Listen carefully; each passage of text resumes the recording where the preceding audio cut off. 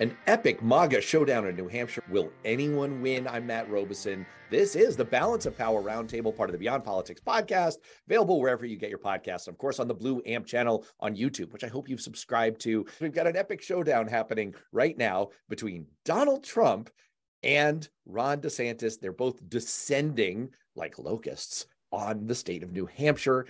Literally right now. There was a little kerfuffle about this, and you were quoted in the press about this.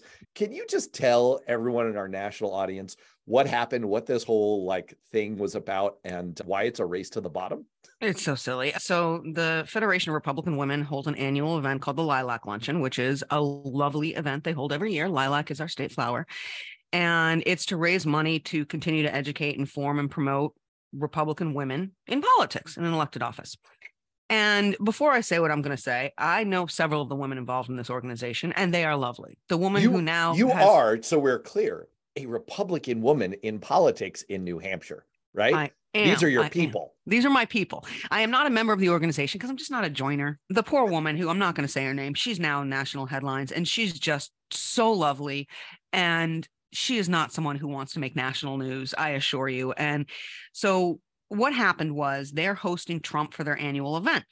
Simultaneously, Ron DeSantis is coming to New Hampshire and holding his own event. For reasons I don't understand, this upset the Republican Federation of Women, and they sent out a very critical statement on Ron DeSantis, which they shouldn't do. And several members have stepped down from the organization because it goes against their bylaws of being neutral, telling him he needs to change their event because they've got their event and DeSantis can't hold one when they do. Now, look, a couple things. Number one, I don't think Republican Federation of Women should be inviting someone who has been adjudicated as a sexual assaulter when it comes to an event that empowers women. I have stated it to them. I called them and I said, I just want to let you know I'm going to go out there and talk because this is how I feel, whether you like him or not. This is an organization for women. This is a man who talks about grabbing them by their genitalia. This is a man who has cheated on all his wives. He is a known philanderer. And when it comes to women, not someone that we should be standing up and promoting. That's number one. Number two, it is literally absurd to presume another presidential candidate can't campaign because one presidential candidate is at an event. This is New Hampshire. We're first in the nation. We've got 13 people in the mix or something. Of course, you don't have to check with another campaign to be like, can I have mine? A different time than yours? Let's make sure. The only reason you take that into consideration is if you don't think you can get people because there are competing events. Other than that, this is an unforced error. It's made national news. It's silly. It's ridiculous. And everyone comes out looking petty, in my opinion. Yes, everyone truly does look stupid in this. And I see their point that it's a little bit of a party foul to schedule on top of, hey, here's a big event that's going to draw a lot of the key demographic that you're trying to appeal to. And so if you're the DeSantis campaign, it's maybe you want to steer clear of that. On the other hand, maybe it's a feature, not a bug, because their whole thing is we want to be the alternative to Donald Trump. And more on that in just a second, with moron being the operative part of that sentence. More on that in just a second, but you want to be the alternative to Donald Trump. So why the hell wouldn't you schedule an event at the same time? All the Trump people are going to this one. So right. If you are a Republican who's in the market for someone and it ain't Trump, that's a great time. Be the counter programming. I don't have any freaking problem with this, but your point, I think, is the salient one. And I wish, what the hell is this group doing inviting Donald Trump in the first place? And it just goes to, it's the core conundrum that we've brought up. It is the cognitive dissonance at the core of the Republican Party. I feel like the member of the Imperial military in Star Wars talking to you, and you are Darth Vader, Alicia. I'm Grand Moff Tarkin. That's who says this. It's like, you are the last of a dying breed. The flame of the reasonable Republican has gone out of the galaxy. You are all that's left of their religion. You are, because everyone else is like, yeah, I guess we're going to do this Trump thing again. Speaking of this giant epic MAGA showdown in New Hampshire, we do have some breaking polling data, including, I want to preview for folks that I'm going to be having Neil Levesque, the executive director of the St. Anselm's Institute of Politics, on the show. We'll put that out tomorrow because there's a new poll from St. A's. It's a very high quality poll in New Hampshire, and it has a lot of interesting stuff to say that we're going to get into. It's just embargoed today until 6 o'clock. Can't release it. So we'll release that first thing tomorrow morning. In the meantime, we do have polling from NBC News that sheds some national light on the state of the race. Alicia, what stood out to you? Because something majorly stood out to me in this poll. I have to be honest, I give very little credence to national polls because they're absolutely irrelevant. They're just irrelevant. Every state votes individually. It's the electors that matter. It's the primary voters that matter first. But national polls mean very little. But what it says is DeSantis is falling behind Trump. I don't know who's being polled. The other reality is in these polls, I have yet to see where a significant amount of independents or undeclared voters, people who aren't member of either party, are being asked. And in the states that are going to make these decisions, including New Hampshire, there is 40+% of people who will be voting in the primary that are not declared as Republican. So they don't mean a lot. I think what stood out to me, just to give the top line here on the Republican side, which I think is the juiciest part of this, it's that Trump is sitting at 51% support from Republican primary voters, and he is lapping Ron DeSantis, who's only at 22%, Pence at 7%, Christie at 5%, Nikki Haley at 4%. But the key is the movement since the last NBC poll. It's frequently useful to take an approach to polling. There's one of two approaches you can take. One is to aggregate polls and look at polling averages. And obviously 538 does a very good job of this. Don't use Real Clear Politics. Right. Real Clear Politics was actually bought by a right-wing media group a few years ago, and they tend to skew. I don't trust their polling averages anymore.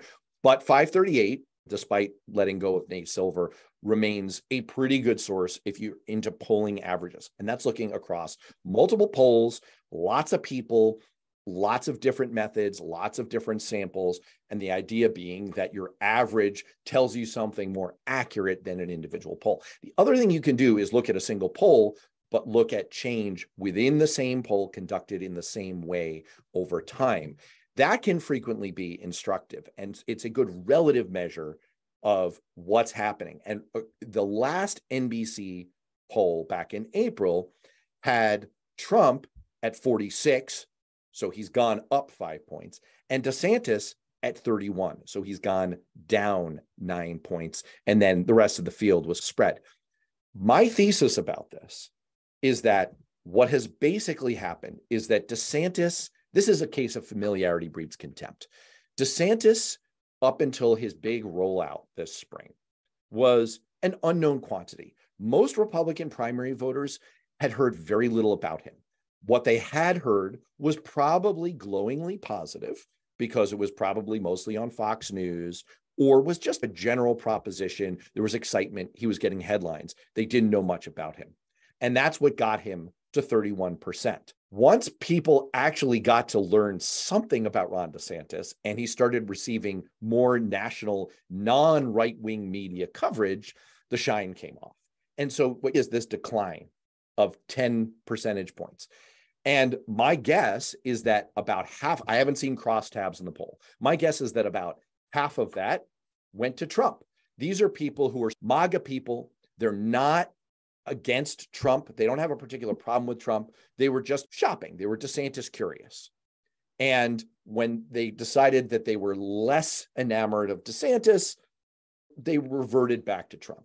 The other half of that kind of is looking for a Trump alternative, and they ended up going somewhere else in the field. That's my interpretation. That's why you see a Trump bump of 5 points here. What do you make of that? I think that very much could be in part true. There are those that also, with Trump's indictments, backlash, they think the DOJ has been weaponized, and so they went back to Trump. There was a group of voters who said, I love Donald Trump, but maybe it's time to move on. Maybe he can't beat Joe Biden. And then they swung back. Look, the reality is the MAGA voter considers themselves conservative. Now, I can argue all day long that I don't think Donald Trump was a conservative president at all. I think he increased the national debt and did several things that go against conservatism, but they consider themselves conservatives. Ron DeSantis is clearly a not far right, but very right conservative Republican. So it makes you go, if I've already got that in Trump, which again, I don't think you do, but if you feel you do, why am I going somewhere else? Why do I need to go to DeSantis? And then you split it up with DeSantis has done some pretty, I'm going to call them conservative things. He just signed a 6-week abortion ban in Florida. There are a lot of Republicans who think that's just too soon. New Hampshire's got 24 weeks. They like that. Some will stomach 15 weeks, but that's a very conservative stance to take on abortion when abortion is currently part of the conversation. We just had the 1-year anniversary of the Dobbs decision. So I think some of the DeSantis people went, maybe he's a little too right for me. I'm going to look at someone else. And there are other people in the field. We're not talking a 20-point swing here. We're talking a few numbers. And so Pence peels them off. Christie's out there beating the crap out of Trump, which is great. And I think there are some Republicans that are like, I'm going to go after the guy that takes Trump on head on. Now, that may only be a few points, but that peels away from DeSantis. No, it's true. I agree that all of those are likely factors. We don't have a direct apples to apples comparison of the Trump indictments, but we do have, especially in this time frame, but we do have some reasonable points of comparison in previous Trump impeachments and in the Mar-a-Lago FBI document recovery effort. I'm not going to call it a raid. And in all of those instances, I think it was a raid, and I'm perfectly fine with that. I don't know why we're running away from the word raid. It absolutely was a raid. It should have been a raid, and let's call it what it is. I don't have a problem with it. That's true. If Elliot Ness were doing it, we'd call it a raid. Yeah. What did Sean Connery say in The Untouchables? This is a raid. Clearly. With the previous instances where we've seen Donald Trump get in big legal trouble, he's gotten about a 5-point bump among Republican voters temporarily. And I think that's quite possibly in the mix here, that he might be among certain Republican primary voters be getting a little bit of a bump, but I wonder how long lasting it will be. The other interesting thing in the poll that jumped out to me is that when NBC basically got rid of the rest of the field and just left it at Trump versus DeSantis, Trump gains 9 additional points. He goes up to 60% support. DeSantis only gains 5 points. He only goes up to 36. So here's the other thing. Number one, again, that's a national poll, but I have a lot of friends on both sides of the aisle. And let me tell you, there are a lot of we Republicans who, if the primary were today, I could not tell you who I would vote for. And there's a lot of us out here. And I'm not sure that's completely being accounted for. I know who I'm not going to vote for. I'm not voting for Donald Trump. I'm not a huge DeSantis fan, but if I think he could beat Donald Trump strategically, I may cast my vote to him. I love Mike Pence, but I don't want to throw away my vote. There's a lot of people like me out here who are watching and going, where am I going to cast a vote and what metrics am I going to use before I do? I just think that ladder test is interesting, that 60 to 36 margin. Because first of all, it shows that Trump's lead over DeSantis is pretty robust, right? And the other thing is that we've been talking on this show and in media circles, there's been a lot of chatter about maybe the Republicans just have a collective action problem like they had back in 2016, where the field was just too diffuse, too large. Will Hurd got in this week. So we have more and more candidates. They're spreading out the anti-Trump vote, and that is advantage Trump. What that 100%. Particular question tends to show is maybe the whole idea, like if DeSantis's whole strategy here is, I just need to get down to a one-on-one with Trump and I can beat him. This poll suggests that's not really true. And that's, look, 60% in a primary, that is a pretty strong number when you are such a known quantity. I would be, if I were sitting inside the DeSantis campaign right now, first of all, I would be handing out spoons so that he would start to eat pudding like a human being. And second of all, I would be sweating that number. I think DeSantis has to pick his lane, and that's part of his problem. You've done this, Matt. I've done this. Strategically, you look at the field and you go, okay, who am I in the field? Where am I getting my numbers? What voter am I going for? And the problem with DeSantis right now is he's going for the same pool of voters that Trump is going for. He's just going for the ones that aren't Trump supporters. And I don't think there's enough of them. He's got to broaden himself a little bit. And he's got to be willing to take on Trump, not like Christie, because he'll lose to many people. But look, at least Christie picked a lane. Like, you've got to come up with your lane and stick with it. And I don't know if it's going to be what Christie's doing is going to be effective, but at least he chose a path and a strategy. That's what DeSantis has got to do. And he's balancing between, I'm going for the MAGA supporters who maybe are fatigued by Trump. That's not enough. You got to broaden yourself. Yeah, I think that's what this poll shows, is it's not enough to just be Trump light. It's not enough to be like, oh, he's like Trump, but he smiles more and he's a little less incoherent. He's a nice robot. I think I could get used to him. That's what this poll shows. I do think there's one other thing that comes out of this, and it bridges to one more topic that I want to hit today, which is I think that Republicans have a Friday the 13th problem. They're under the illusion that they've killed Jason, and it's never true. It's never true. It seems like this time, oh, wait, we could do Nightmare on Elm Street if you prefer. Which one do you prefer? I prefer Nightmare on Elm Street. Okay, let's do Freddy Krueger.